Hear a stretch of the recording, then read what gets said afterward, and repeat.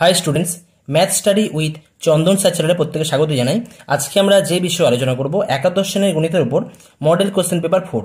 তো লাস্ট ভিডিওতে তোমরা জানো আমি মডেল কোশ্চেন পেপার 3 নিয়ে আলোচনা করেছিলাম। সেখানে আমরা ভিএসএ টাইপ বা অতি সংক্ষিপ্ত তোমাদের কোশ্চেনে যে 2 নম্বর যে কোশ্চেনগুলো থাকে সেই সমস্ত প্রশ্নের সমাধান প্রোভাইড করা হয়েছিল। তো আজকে আমরা আরও একটা নতুন মডেল কোশ্চেন পেপার নিয়ে আলোচনা করবো, মডেল কোশ্চেন পেপার 4। তো আজকে বেসিক্যালি তোমাদের যে এমসিকিউ বা সংক্ষিপ্ত, একদম অতি সংক্ষিপ্ত বলতে পারি বা বহু বিকল্পধর্মী যে প্রশ্ন আছে সেই সমস্ত প্রশ্নের সমাধান নিয়ে আলোচনা করা হবে। ওকে, তো তোমরা যারা আগের ভিডিওগুলো দেখোনি তারা কিন্তু অবশ্যই ডিসক্রিপশন বক্সে, এই ভিডিওর নিচে ডিসক্রিপশন বক্সের লিঙ্ক দেওয়া রয়েছে, তোমরা সেখান থেকে দেখে নিতে পারো। ওকে, তো যাই হোক, শুরু করা যাক মডেল কোশ্চেন পেপার 4 এর এমসিকিউ প্রশ্নের সমাধান। মডেল কোশ্চেন পেপার 4 গ্রুপ এ, যেখানে আমাদের এমসিকিউ কোশ্চেন আছে 1 নম্বরের 10টা আছে। তো সেই সমস্ত প্রশ্নের সমাধান আজকে করা হবে তোমাদের। তো একের দাগে রোমান 1 কি দেওয়া আছে দেখো, f is a mapping from R to R এবং g is a mapping from R to R। চিত্রণ দুটি fx equal to x square plus 1 এবং gx equal to 3x minus 2 দ্বারা সংজ্ঞাত হলে তাহলে প্রদত্ত কোনটি g of f of minus 1, অর্থাৎ এখানে কিন্তু কম্পোজিশন ম্যাপিং আছে বা g of f minus 1 এর মান এখানে নির্ণয় করতে হবে। তো এখানে আমাদের কোশ্চেনে কি দেওয়া আছে, fx equal to x square plus 1 এবং gx equal to 3x minus 2, তাহলে g of f of minus 1 কত হবে নির্ণয় করতে হবে। তো আমরা প্রথমে কি করব, f অফ মাইনাস 1 কত হয় আমরা দেখে নেব। ঠিক আছে, দেখো f অফ মাইনাস 1 কত হবে। তো f অফ x মানে কত হয়, এক্স স্কোয়ার প্লাস 1, তাহলে f অফ মাইনাস 1 হলে কত হবে, জাস্ট x এর জায়গায় আমরা মাইনাস 1 এখানে পুট করবো। পুট করলে কত হবে, মাইনাস 1 স্কোয়ার প্লাস 1। ওকে, তাহলে এটা হয়ে যাচ্ছে 1 প্লাস 1 ইকুয়াল টু 2। তাহলে এখন বলতে পারি অতএব g of f of minus 1 equal to কী হয়ে যাবে, G of F of minus 1 এর ভ্যালু কত পেয়েছি, 2 পেয়েছি, 2 পেয়েছি। আচ্ছা, gx মানে কত হয়, 3x মাইনাস 2, তাহলে আমরা এখন x এর জায়গায় 2 বসাতে পারি। এখানে বসালে কত হয়ে যাবে, 3 ইন্টু, যেহেতু এখানে x এর জায়গায় 2 আছে তাহলে 3 ইন্টু 2 মাইনাস 2, তাহলে 3 দুগুণে 6 মাইনাস 2 করলে 4 হয়ে যাচ্ছে। অর্থাৎ বলতে পারি জি অফ এফ অফ মাইনাস 1 এর ভ্যালু 4 হয়ে যাচ্ছে, অর্থাৎ অপশান এ এখানে সঠিক অ্যান্সার হয়ে যাচ্ছে। নেক্সট আসছি কোশ্চেন নাম্বার রোমান 2। রোমান 2 কি দেওয়া আছে দেখো, cos 15 degree minus sine 15 degree এত এর মান কত হবে। তো এখানে যে কোশ্চেন দেওয়া আছে cos 15 degree minus sine 15 degree কত হবে সেটা নির্ণয় করতে হবে। ঠিক আছে, তো এটা দুভাবে করা যেতে পারে। তোমরা দুটো ফর্মুলা জানো যে cos c minus cos d equal to 2 sine c plus d by 2 sine d minus c by 2, সেই ফর্মুলা অ্যাপ্লাই করে করা যেতে পারে। আরেকটা আমরা করতে পারি, সাপোজ আমরা এখান থেকে কী করবো এই ধরনের প্রবলেমের ক্ষেত্রে, ইকুয়াল টু আমি লিখছি এখান থেকে রুট 2 কমন নিয়ে নিচ্ছি, রাইট। রুট 2 কমন নিলে এইভাবে করা যেত, রুট 2 কমন নিলে কত পাবো, 1/√2 পাবো, এটা 1/√2 cos 15 ডিগ্রি, রাইট, মাইনাস এখানে আমরা 1/√2 অ্যাড করছি সাইন 15 ডিগ্রি। এই ফর্মুলা অ্যাপ্লাই করে করা যেতে পারে। ইকুয়াল টু কত হয়ে যাবে দেখো, √2 ইন্টু, আচ্ছা cos 45 কত হয়, cos 45 কিন্তু 1/√2 হয়, রাইট। তাহলে এখানে আমরা লিখতে পারি cos 45 ডিগ্রি, আর cos 15 degree as it is যেমন আছে ঠিক তেমনই বসিয়ে যাবে, এটা মাইনাস 1/√2 মানে কত হয়, এটাও কিন্তু আমরা সাইন 45 আমরা জানি, সাইন 45 মানে আমাদের হয় 1/√2 হয়। তো সেই হিসেবে আমরা সাইন 45 এখানে অ্যাপ্লাই করতে পারি। আর সাইন 15 ডিগ্রি, তাহলে এই জায়গা থেকে কী পেয়ে যাচ্ছি, √2 ইন্টু, দেখো cos a cos b minus sine a sine b, cos a cos b minus sine a sine b formula কী হয়, cos a plus b, cos a plus b, cos a plus b করলে কত হবে, 45 degree plus 15 degree. তাহলে এই জায়গা থেকে হয়ে যাচ্ছে √2 ইন্টু cos 60 ডিগ্রি, আর cos 60 মানে তোমরা জানো cos 60 মানে কত হয়ে যায়, 1/2 হয়। তাহলে √2 ইন্টু 1/2 করলে আমরা পেয়ে যাবো ওটা √2, অর্থাৎ 1/√2 এখানে অ্যান্সার হয়ে যাচ্ছে, অর্থাৎ অপশান এ কিন্তু এখানে সঠিক অ্যান্সার হয়ে যাচ্ছে। তোমরা অঙ্কটা এইভাবে করতে পারো, অথবা আরেকটা ফর্মুলা আছে যে তোমাদের এই সাইন 15কে তোমরা cos 75 ডিগ্রিতে ট্রান্সফার করতে পারো, cos 15 মাইনাস cos 75 হবে, সেখান থেকে তোমরা cos c minus cos d formula 2 sine c plus d by 2 sine d minus c by 2 apply করেও তোমরা করতে পারো, সেখান থেকে কিন্তু তোমরা অ্যান্সার পেতে পারো। ওকে, নেক্সট আসছি কোশ্চেন নাম্বার রোমান 3। রোমান 3 কি দেওয়া আছে দেখো, ধনাত্মক অখণ্ড সংখ্যাসমূহ x1, x2, x3 dot dot dot সমান্তর প্রগতিতে আছে। এই ধরনের সংখ্যাগুলো সমান্তর প্রগতিতে আছে। যদি x1 plus x2 plus x3 সমান 12 এবং x4 প্লাস x6 সমান 14 হয়, তবে x5 এর মান হবে কত আমাদের নির্ণয় করতে হবে। তো এখানে কোশ্চেনে কি দেওয়া আছে, ধনাত্মক সংখ্যা দেওয়া আছে, ধনাত্মক অখণ্ড সংখ্যা দেওয়া আছে, x1 x2 x3 এরকম সংখ্যাগুলো আছে যারা সমান্তর প্রগতিতে আছে। আর কি দেওয়া আছে, x1 plus x2 plus x3 equal to 12 দেওয়া আছে, এবং x4 প্লাস x6 সমান যদি 14 হয় তাহলে x5 কত হবে। তো এখন যেহেতু x1 x2 x3 x4 x5 x7 x6 এরা সবাই কিন্তু সমান্তর প্রগতিতে আছে, তাহলে আমরা বলতে পারি এদের একটা প্রথম পদ থাকবে। প্রথম পদ আমরা ধরে নিচ্ছি, সাপোজ প্রথম পদ হচ্ছে আমাদের x1 ইকুয়াল টু, সাপোজ ধরে নিচ্ছি x1 প্রথম পদ ইকুয়াল টু a। তা প্রথম পদ যদি a হয়, আর সাধারণ অন্তর আমরা প্রথম পদ এটাকে ধরলাম প্রথম পদ। এটা এমসিকিউ প্রবলেম, আমি জাস্ট তোমাদের এক্সপ্লেন করছি, তোমরা যখন শর্টকাট করবে ডাইরেক্ট করবে, ঠিক আছে, এত কিছু লেখার দরকার নেই, জাস্ট তোমাদের বোঝার জন্য আমি জাস্ট একটু ডিটেলসে করছি। এটা প্রথম পদ, রাইট, x1, আর সাধারণ অন্তর কত আছে বা ধরে নিচ্ছি আমরা সাধারণ অন্তর, সাপোজ ধরে নিলাম d, রাইট। তাহলে এই জায়গাতে x1 a হয়ে যাচ্ছে, আর সাধারণত যদি d হয় তাহলে x2 কত হবে, x2 হবে আমাদের a প্লাস d হবে, নিশ্চয়ই তোমরা জানো। একইভাবে x3 কত হবে, x3 হয়ে যাবে আমাদের a plus 2d, right. x4 কত হবে, x4 equal to a plus 3d, x5 equal to হবে a প্লাস 4d, আর x6 কত হবে, x6 হয়ে যাবে a প্লাস 5d। তো এখন জাস্ট এই ভ্যালুগুলো যদি এখানে পুট করি, প্রথমে যে 12 দেওয়া আছে এই জায়গাতে যদি পুট করি তাহলে কি পাবো, a প্লাস d, তারপরে পাওয়া যাবে a plus 2d equal to 12, তাহলে a প্লাস a করলে 3a পেয়ে যাচ্ছে, এখান থেকে d প্লাস 2d করলে পাবো 3d ইকুয়াল টু 12। তাহলে এই জায়গা থেকে পাওয়া যাচ্ছে a plus d equal to 3 দিয়ে ভাগ করলে 4 পাবো, অর্থাৎ a plus d equal to আমরা 4 পেয়ে যাচ্ছি। আর এখানে যে 14 দেওয়া আছে অর্থাৎ x4 প্লাস x6, x4 মানে কত হয় a plus 3d, R x6 মানে কত দেওয়া আছে a প্লাস 5d। তো এই জায়গাতে যদি আমরা ডান দিকে 14 বসিয়ে দিই তাহলে কি পাওয়া যাবে, a প্লাস a করলে 2a, আর 3d প্লাস 5d করলে 8d ইকুয়াল টু 14। তাহলে এই জায়গা থেকে 2 কমন নিলে আমরা পাবো a plus 4d equal to 7। আচ্ছা, a ইকুয়াল টু কত পাবো এখান থেকে, a equal two 4 minus d, right, a equal two 4 minus d, মানটা যদি বসিয়ে দিই তাহলে 4 minus d plus 4d equal to কত হয়ে যাচ্ছে 7, অর্থাৎ এখান থেকে পাচ্ছি আমরা 3d ইকুয়াল টু 7 মাইনাস 4 করলে 3 পাবো, অর্থাৎ d ইকুয়াল টু হয়ে যাচ্ছে 1। d ইকুয়াল টু যদি 1 হয়ে যায় তাহলে a ইকুয়াল টু কত হবে, 4 মাইনাস 1 ইকুয়াল টু 3, অর্থাৎ a ইকুয়াল টু 3 আর d ইকুয়াল টু 1, অর্থাৎ x5 কত হয়ে যাবে, a প্লাস 4d আছে। তো এর জায়গায় যদি আমরা জাস্ট 3 বসিয়ে দিই আর d এর জায়গায় 4 ইন্টু 1 করে দিই এখানে, তাহলে 3 4 7 হয়ে যাচ্ছে। তাহলে আমাদের যে অপশান দিয়ে আছে অপশানগুলোর মধ্যে অপশান এ এখানে সঠিক অ্যান্সার হয়ে যাচ্ছে। নেক্সট আসছি কোশ্চেন নাম্বার রোমান 4। রোমান 4 কি দেওয়া আছে দেখো, যদি 2x plus 3x whole to the power 6 এত এর বিস্তৃতির r তম পদটি x বর্জিত হয় তবে r এর মান কত হবে নির্ণয় করতে হবে। তো এখানে কি দেওয়া আছে, 2x plus 3x whole to the power 6, এটা একটা দ্বিপদ আমাদের প্রক্রিয়া বলতে পারি, দ্বিপদ উপপাদ্য যে রয়েছে সেই চ্যাপ্টার থেকে অঙ্ক। এত এর বিস্তৃতির r-তম পদটি x বর্জিত হলে r এর মান কত হবে নির্ণয় করতে হবে। তো তার জন্য আমরা কি করব, r-তম পদ সাপোজ tr ধরে নিচ্ছি, রাইট, r-তম পদ tr, ওকে। এখন tr কে আমরা কি লিখতে পারি, t of r minus 1 plus 1। তোমরা দেখবে তোমাদের যে ফর্মুলা ছিল সেখানে tr প্লাস 1 দেওয়া ছিল, আর আমাদের ফর্মুলা হতো ncr a to the power n minus r x to the power r ছিল ফর্মুলা আমাদের। তো সেই ক্ষেত্রে এখানে a এর জায়গায় 2x আছে আর ওখানে x এর জায়গায় 3/x আছে ফর্মুলা ওয়াইজ, ওখানে ছিল a প্লাস এক্স ছিল most probably, whole to the power n ছিল। তো এখানে টি আর মাইনাস 1 প্লাস 1 আমরা এইভাবে লিখতে পাচ্ছি, ওকে। তাহলে আমাদের ফর্মুলা ওয়াইজ কী হয়, NCR, এখানে আর মানে আর মাইনাস 1 আছে, আমাদের ফর্মুলা হতো টি আর প্লাস 1-এর জন্য এই ফর্মুলা টি আর প্লাস 1 ইকুয়াল টু আমরা ফর্মুলা করতাম কি করতাম না, NCR a to the power n minus r x to the power r, right, এই ফর্মুলা আমরা করতাম। তো এখানে আমাদের আর এর জায়গায় কী আছে, এখানে আর এর জায়গায় আর মাইনাস 1 আছে, রাইট। তো আর এন মানে কত হয় 6 আছে, তাহলে 6 কী হবে, এটা 6 C R minus 1, 6 C R minus 1 into 2x to the power কী হবে না এন মাইনাস আর আছে ফর্মুলা এন মাইনাস আর মানে কত আছে এখানে 6 মাইনাস আর মাইনাস ওয়ান করলে প্লাস 1 হয়ে যাবে, right, into 3/x whole to the power কত হবে না আর মাইনাস 1।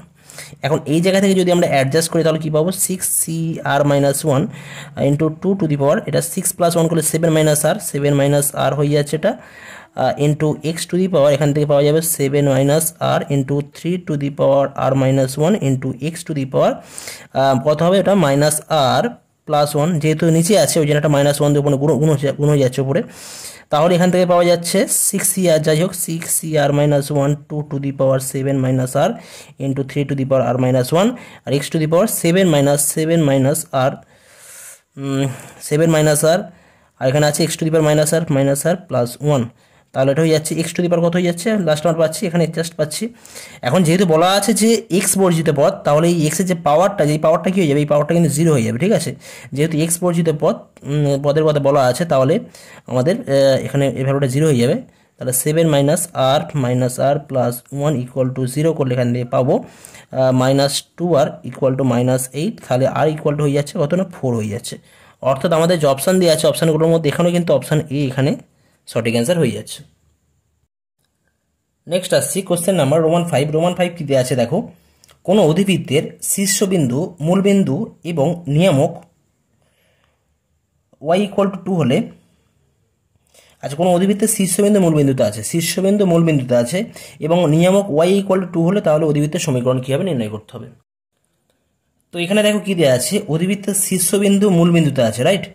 আর কে দিয়ে আছে, নিয়ামক y ইকুয়াল টু 2, নিয়ামক আছে y ইকুয়াল টু 2, তার মানে কি y মাইনাস 2 ইকুয়াল টু 0। অর্থাৎ নিয়ামক যদি y মাইনাস 2 ইকুয়াল টু 0 বা y minus a equal to 0, sorry y minus a equal to 0 এই ফর্মে হয়, তাহলে কিন্তু আমাদের যে অধিবৃত্তের কথা বলা হয়েছে সেই অধিবৃত্তের অক্ষ কিন্তু ঋণাত্মক y অক্ষ হয়ে যাবে। অধিবৃত্তের অক্ষ কি হয়ে যাবে, অধিবৃত্তের অক্ষ হবে ঋণাত্মক y অক্ষ, রাইট। তো সেক্ষেত্রে আমাদের ফিগারটা কেমন হবে, ফিগারটা হয়ে যাবে ঠিক এইরকম ফিগারটা হবে। আর আমাদের দেওয়া আছে যে অধিবৃত্তের শীর্ষবিন্দু মূলবিন্দুতে আছে, তাহলে অধিবৃত্তটা এরকম। আর y ইকুয়াল, নিয়ামক যেটা আছে y ইকুয়াল টু 2, এটা তো আমাদের x অক্ষের সমান্তরাল, তাহলে এরকম আসবে, রাইট। তার মানে এই ক্ষেত্রে আমাদের অধিবৃত্তের যে সমীকরণ হয়, তোমাদের যে ফর্মুলাটা দেওয়া আছে সেই ফর্মুলা ওয়াইজ কিন্তু যখন এরকম আসে, তখন যদি অধিবৃত্তের নিয়ামকের সমীকরণ y minus a equal to 0 হয়, তাহলে অধিবৃত্তের অক্ষ হয় ঋণাত্মক y অক্ষ, আর নাভি হয় 0, মাইনাস a, তার যেখানে হবে 0, -2 হবে, রাইট। আর অধিবৃত্তের সমীকরণ হয়ে যায় আমাদের x square equal two -4ay। ওকে, তো এখানে এ জায়গায় 2 বসা, এখানে জাস্ট a ইকুয়াল 2 দেওয়া আছে এখানে। ওকে, তাহলে এটা হয়ে যাবে x square equal two -4 into 2 into y, অর্থাৎ বলতে পারি x square equal two -8y। তাহলে আমাদের যে অপশানগুলো দেওয়া আছে তার মধ্যে অপশান ডি এখানে আমাদের সঠিক অ্যান্সার হচ্ছে। নেক্সট আসছি কোশ্চেন নাম্বার রোমান 6। রোমান 6 কি দেওয়া আছে দেখো, যদি 2x plus 3y plus 1 equal to 0 এবং 3x minus y minus 4 equal to 0 সরল রেখা দুটি একটি বৃত্তের দুটি ব্যাসের সমীকরণ সূচিত করে যার পরিধি 10 পাই, তবে বৃত্তের সমীকরণ কীভাবে নির্ণয় করতে হবে।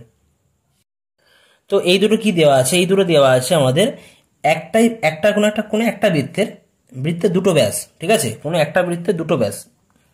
এরকম সাপোজ কোনো একটা বৃত্ত আছে, দুটো ব্যাস, এরকম একটা বৃত্ত আছে, এই একটা ব্যাস রয়েছে, এই ব্যাসের সমীকরণ হচ্ছে 2x plus 3y plus 1 equal to 0, আর একটা ব্যাস আছে এরকম 3x minus y minus 4 equal to 0, ঠিক আছে। তাহলে এই বৃত্তের সমীকরণ আমাদের নির্ণয় করতে হবে। তার জন্য এখানে 4টে অপশান দেওয়া আছে, তার মধ্যে কোনটা হবে আমাদের নির্ণয় করতে হবে, রাইট। তো এখন দেখো এই যে দুটো ব্যাস দেওয়া আছে, এই ব্যাসদ্বয়ের ছেদবিন্দু কী হবে, ছেদবিন্দু কিন্তু আমাদের এখানে কিন্তু আমাদের বৃত্তের কেন্দ্র হয়ে যাবে। ব্যাসদ্বয়ের ছেদবিন্দু যেটা হবে সেটা বৃত্তের কেন্দ্র হয়ে যাবে। তো আমরা বৃত্তের কেন্দ্র দেখে আমরা কিন্তু এখান থেকে অপশান থেকে আমরা চুজ করতে পারবো কোন অপশানটা ঠিক হবে। তো তার জন্য আমাদের কী করতে হবে, এই দুটো সরলরেখার ছেদবিন্দু স্থানাঙ্ক বার করতে হবে। তার জন্য এদেরকে কী করতে হবে, সমাধান করতে হবে। তো আমরা এখানে বজ্রগুণন পদ্ধতি আমরা অ্যাপ্লাই করছি। বজ্রগুণন পদ্ধতি তোমরা জানো, ক্লাস 9-এ তোমরা শিখেছো। x ইকুয়াল কত হবে, 3 × -4 করলে -12, মাইনাস -1 করলে +1 হয়ে যাচ্ছে, এটা ইকুয়াল টু y বাই কত হবে, 1 × 3 করলে 3 × 3, আর মাইনাস করে প্লাস 4 × 8 হয়ে যাচ্ছে, এটা ইকুয়াল টু 1 বাই কত হবে, এটা 2 -1 করলে -2 আর -9। ওকে, -2 -9, তাহলে এই জায়গা থেকে পেয়ে যাচ্ছি x by -11 equal to y by 11 equal to 1 by -11। তাহলে পরিষ্কার দেখা যাচ্ছে x ইকুয়াল টু কত হবে, -11 বাই -11 হয়ে যাচ্ছে। জাস্ট ফার্স্ট আর থার্ড রেশিও কম্পেয়ার করলে পাচ্ছি x ইকুয়াল টু 1, আর y ইকুয়াল টু কত হবে না, 11 বাই -11 ইকুয়াল টু -1 পাওয়া যাচ্ছে। অর্থাৎ x ইকুয়াল টু 1 আর y ইকুয়াল টু -1। তো এখন আমরা এখান থেকে দেখবো, এখান থেকে যে আমাদের যে বৃত্তগুলো দেওয়া রয়েছে তো এখান থেকে আমরা কি বুঝতে পারছি, এই দুটো ব্যাসের ছেদবিন্দু স্থানাঙ্ক হয়ে যাচ্ছে 1, অর্থাৎ যে বৃত্তের কথা বলা হচ্ছে বৃত্তের কেন্দ্র কত হবে 1, হবে, বৃত্তের কেন্দ্র কত হবে 1, হবে। এখন আমরা এখান থেকে দেখব কোন বৃত্তের কেন্দ্র 1, হয়। তো আমরা জানি বৃত্তের সাধারণ আকার কি হয়, x square plus y square plus 2gx plus 2fy plus c = 0, যেখানে আমাদের -g, -f হচ্ছে বৃত্তের কেন্দ্রের স্থানাঙ্ক। তো প্রথম বৃত্তের ক্ষেত্রে দেখো যদি এর সাথে কম্পেয়ার করো তাহলে g সমান কত পাবে, g সমান -1 পাবে। ওকে, g সমান -1 এবং f সমান পাবে এখানে 1, অর্থাৎ বৃত্তের সেক্ষেত্রে কেন্দ্র হয়ে যাবে, প্রথম বৃত্তের ক্ষেত্রে বৃত্তের কেন্দ্র কত হয়ে যাবে না -g, -f করলে এখানে পাবো 1, ওকে, যেহেতু g = -1 তাহলে -1 করলে 1 হয়ে যাচ্ছে, আর এটা -f করলে -1 হয়ে যাচ্ছে, অর্থাৎ 1, তার মানে কিন্তু এখানে অপশন এ কিন্তু এখানে সঠিক অ্যান্সার হয়ে যাচ্ছে। দেখো এটাই দেওয়া রয়েছে। তোমরা অন্যান্য বৃত্তগুলো চেক করে দেখতে পারো। দ্বিতীয় বৃত্তের ক্ষেত্রে এখানে জি সমান কত আছে, দ্বিতীয় বৃত্তের ক্ষেত্রে জি সমান আছে -1, ওকে, আর এফ সমান কত আছে -1। তার মানে যদি বৃত্তের কেন্দ্রের স্থানাঙ্ক আমরা বার করতে চাই সেক্ষেত্রে হয় -g, -f করলে পাবো -1 ও করলে 1 পাচ্ছি, আর এফ এর ক্ষেত্রেও -1 করলে 1 পাবো। সেক্ষেত্রে আমাদের বৃত্তের কেন্দ্রের স্থানাঙ্ক হয়ে যাবে 1, কিন্তু এই 1, তো এর সাথে মিলছে না, তাহলে এটা হবে না, একই হবে, অপশন সি হবে না, অপশন ডি হবে না, অপশন এ এখানে সঠিক অ্যান্সার। তো এই অঙ্কটা এমসিকিউ কোশ্চেন, তোমাদের এইভাবে কিন্তু এটা নির্ণয় করতে হবে। তাহলে আমাদের নেক্সট আসছি কোশ্চেন নাম্বার রোমান 7 কি দেওয়া আছে দেখো, limit of x tends to 0 sine of pi cos square x by x স্কয়ারের মান কত হবে নির্ণয় করতে হবে। তো নেক্সট আসছি আমাদের কোশ্চেন নাম্বার রোমান 7 কি দেওয়া আছে, limit of x tends to 0 sine of pi cos square x by x square এত এর মান নির্ণয় করতে হবে। তো এর জন্য আমরা কি করব দেখো, ইকুয়াল টু কি লিখতে পারি, limit of x tends to 0 sine of, দেখো সাইন থিটাকে আমরা সাইন পাই মাইনাস থিটা লিখতে পারি, রাইট, সাইন থিটাকে আমরা সাইন পাই মাইনাস থিটা লিখতে পারি, কারণ ফার্স্ট কোয়াড ওটা সেকেন্ড কোয়াড্রেন্ট হয়ে যাচ্ছে, সেকেন্ড কোয়াড্রেন্ট সাইন পজিটিভই হয়, আর 2 × π/2 করলে ওটা সাইনই থাকবে। তো সাইন থিটাকে আমরা সাইন পাই মাইনাস থিটা আকারে লিখতে পারি, তো সেই হিসেবে লিখতে পারি pi minus pi cos square x, আমরা এইভাবেও কিন্তু লিখতে পারি, রাইট। নিচে x square as it is থাকছে, ইকুয়াল টু কথা হবে limit of x tends to 0, তাহলে কত হয়ে যাবে এটা সাইন অফ, যদি এখান থেকে পাই কমন নিই, পাই কমন নিলে কত হবে 1 - cos স্কয়ার এক্স, রাইট, নিচে x square as it is. তাহলে এই জায়গা থেকে পাচ্ছি limit of x tends to 0 sine of pi, আর 1 - cos স্কয়ার এক্স মানে কত হয়ে যায় সাইন স্কয়ার এক্স হয়ে যায়, সাইন স্কয়ার এক্স, নিচে কত আছে এক্স স্কয়ার আছে। তাহলে এখন কি করবো আমরা, limit of x tends to 0 আমাদের ফর্মুলা ফেলার জন্য কি করবো, sine of pi sine square x, formula ফেলার জন্য নিচে আমরা পাই সাইন স্কয়ার এক্স আমরা জোর করে এই টার্মটাকে আনছি, ঠিক আছে, এই টার্মটা ছিল না, আনলাম, তাই আনা মানে, আর নিচে আমাদের এক্স স্কয়ার আগে থেকে টার্মটা ছিল। আচ্ছা এই টার্ম, এই যে টার্মটা রাখা হয়েছে পাই সাইন স্কয়ার এক্স, এটা তো আগে থেকে ছিল না, এটা নতুন করে আনা হয়েছে, যার জন্য আমাদের কী করতে হবে, ওপরে একটা আমাদের কী করতে হবে এখানে পাই সাইন স্কয়ার এক্স আমাদের কিন্তু অ্যাড করতে হবে, রাইট, এটা আমাদের অ্যাড করতে হবে। তো এখন আমরা ধরি পাই সাইন স্কয়ার এক্স সমান জেড, রাইট। তাহলে যদি এক্স টেন্স টু 0 হয় তাহলে জেড টেন্স টু কী হয়ে যাবে, এক্স জায়গায় 0 পুট করলে কত হবে, পাই সাইন 0 করলে 0 হয়ে যাচ্ছে, অর্থাৎ জেড টেন্স টু 0 হবে। তাহলে এই জায়গা থেকে কী পাবো, limit of z tends to 0 হয়ে যাবে, এটা হয়ে যাবে sine z by z into কত আছে না আমাদের পাই আছে এখানে, আর লিমিটটাকে আমরা আলাদা ইন্ডিভিজুয়াল আলাদা করে দিচ্ছি, limit of sine square x by x square পাবো, জাস্ট এই এক্স স্কয়ারকে আমরা এর সাথে রাখছি। এখন এটার ভ্যালু অলওয়েজ 1 হয় তোমরা জানো, আর পাই তো অ্যাজ ইট ইজ রয়েছে, আর এখানে sine square x by x square করলে limit of sine x by x whole square, আর এক্স টেন্স টু 0 আছে এখানে, এক্স টেন্স টু 0 করলে এটা পাবো আমরা 1 পেয়ে যাবো, এটা স্কোয়ার আছে সরি, তাহলে এটা হয়ে যাচ্ছে 1 × π × 1, অর্থাৎ অ্যান্সার কত হয়ে যাচ্ছে পাই হয়ে যাচ্ছে, তার মানে অপশান বি এখানে কিন্তু সঠিক অ্যান্সার হয়ে যাবে। নেক্সট আসছি কোশ্চেন নাম্বার রোমান 8 কি দেওয়া আছে দেখো, যদি y = tan inverse √1 - sin x by 1 + sin x হয় তবে x = π/6 dy dx এর মান কত হবে নির্ণয় করতে হবে। তো এখানে কি দেওয়া আছে, y = tan inverse √1 - sin x by 1 + sin x, তাহলে dy dx বার করতে হবে, x = π/6 এই পয়েন্টটা বার করতে হবে। তো তার জন্য আমরা কি করব, y = আমরা কি লিখতে পারবো, y = tan inverse √1 - sin x কে আমরা কি লিখতে পারি, cos অফ π/2 - x এইভাবে লিখতে পারি, হ্যাঁ, নিচেটা কি লিখতে পারি 1 + cos অফ π/2 মাইনাস এক্স।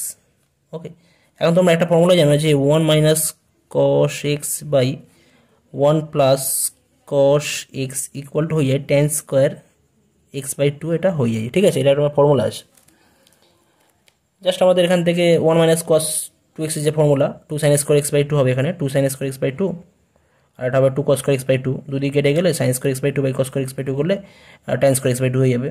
তাহলে এখান থেকে যদি আমরা রুট করি, রুট করলে কি হয়ে যাবে, রুট করলে root of 1 minus cos x by 1 plus cos x করলে root of tan square x/2 হয়ে যাবে। তাহলে রুট করলে কিন্তু tan x/2 বেরিয়ে আসবে।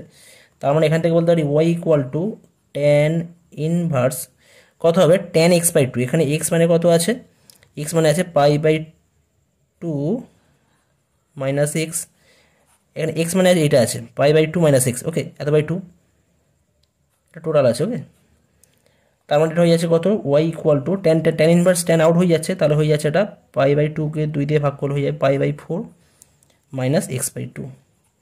এখন যদি আমরা y ইকুয়াল টু π/4 মাইনাস x/2কে যদি আমরা, আচ্ছা এটা ইনভার্স ট্রিগোনোমেট্রিক ফাংশনের ক্ষেত্রে tan ইনভার্স tan থিটা থাকলে ইকুয়াল টু থিটা হয়ে যায়। ঠিক আছে, এটা তোমাদের ক্লাস 12-এ আছে। tan ইনভার্স tan থিটা থাকলে tan আউট হয়ে যায়, ক্যান্সেল হয়ে যায়, হয়ে থিটা পড়ে থাকে। তো এখানে tan inverse tan of π/2 minus x/2, এটাকে আমরা tan আউট করে দিলে এখান থেকে জাস্ট করে থাকবে π/2 মাইনাস x/2 অর্থাৎ π/4 মাইনাস x/2। এখন এখান থেকে যদি আমরা ডেরিভেটিভ করি তাহলে কি পাবো, dy dx x এর সাপেক্ষে ডেরিভেটিভ করলে আমরা পাবো π/4 ডেরিভেটিভ করলে হয় 0 আর মাইনাস x/2 ডেরিভেটিভ করলে পাবো মাইনাস হাফ, অর্থাৎ আমাদের অ্যান্সার কত হয়ে যাচ্ছে মাইনাস হাফ। অর্থাৎ আমাদের যে অপশান দেওয়া আছে তার মধ্যে অপশান সি এখানে সঠিক অ্যান্সার হবে। নেক্সট আসছি কোশ্চেন নাম্বার রোমান 9 কি দেওয়া আছে, n ইকুয়াল টু 10, যদি n equal to 10 x bar মানে মিন ইকুয়াল টু 12 এবং summation of x i square equal to 1530 হয়, তবে ভেদাঙ্ক কত হবে নির্ণয় করতে হবে। ভেদাঙ্ক কত পার্সেন্ট হবে সেটা বলতে হবে।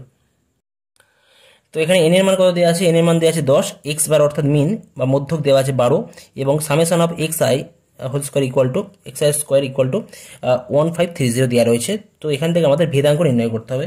তো ভেদাঙ্কের একটা ফর্মুলা আছে বা কোইফিসিয়েন্ট অফ ভেরিয়েশন, মানে আমরা জানি সম্যক পার্থক্য বা standard deviation by mean into 100%, সেই ফর্মুলা অ্যাপ্লাই করবো। তার আগে আমাদের সম্যক পার্থক্য নির্ণয় করতে হবে। তো সম্যক পার্থক্য বা স্ট্যান্ডার্ড ডেভিয়েশন যদি আমরা সিগমা ধরে নিই, সিগমা, ওকে, তো সিগমার ভ্যালু কত হয়ে যায়, সিগমার ভ্যালু হয়ে যায় equal to root over of, আমরা জানি সামেশন অফ এক্স আইটা স্কোয়ার বাই এন হবে, মাইনাস কত হয়, মাইনাস হয়ে যায় আমাদের এক্স বার বা মিন স্কোয়ার। ওকে, তো এই ভ্যালুটা আমরা এখানে অ্যাপ্লাই করতে হবে। করলে কত পাবো, root over of summation of x আইটা স্কোয়ার কত দেওয়া আছে 1530 বাই এন এর মান কত 10 দেওয়া আছে, মাইনাস এক্স বার কত আছে, এক্স বার আছে 12 আছে, তাহলে 12 স্কোয়ার পাবো, এটা 12 স্কোয়ার পেয়ে যাচ্ছে। তার মানে এটা হয়ে যাবে 153 রুট অফ পাওয়া যাচ্ছে 153 মাইনাস 144 144, অর্থাৎ 6 3 9 পেয়ে যাচ্ছে, অর্থাৎ রুট 9 করলে এটা 3 পাবো, রাইট। তাহলে 3 স্কোয়ার ইকুয়াল 9 হয়ে যায়। তাহলে সিএম ভ্যালু 9 পাওয়া যাচ্ছে। অতএব আমরা এখান থেকে বলতে পারি, অতএব কোইফিসিয়েন্ট অফ ভেরিয়েশন বা ভেদাঙ্ক সিভি বলছে, coefficient of variation equal to সম্যক পার্থক্য বা স্ট্যান্ডার্ড ডেভিয়েশন সিগমা বাই কত হয় এক্স বার মিন ইন্টু 100%, আমাদের ফর্মুলা আছে, সেই ফর্মুলা অ্যাপ্লাই করে আমরা পাচ্ছি ইকুয়াল টু কত হয়ে যাবে না 3 বাই এক্স বার মানে কত, এক্স বার মানে 12 আমরা পেয়েছি এখানে, ইন্টু 100% করছি, তাহলে এটা হয়ে যাচ্ছে 3 দিয়ে গেলে 4, 4 দিয়ে গেলে 25, তাহলে হয়ে যাচ্ছে 25%, অর্থাৎ নির্ণয় ভেদাঙ্কের মান কত হয়ে যাচ্ছে 25%। তাহলে আমাদের যে অপশান দেওয়া আছে অপশানগুলোর মধ্যে এখানে কিন্তু আমাদের অপশান ডি সঠিক অ্যান্সার হচ্ছে।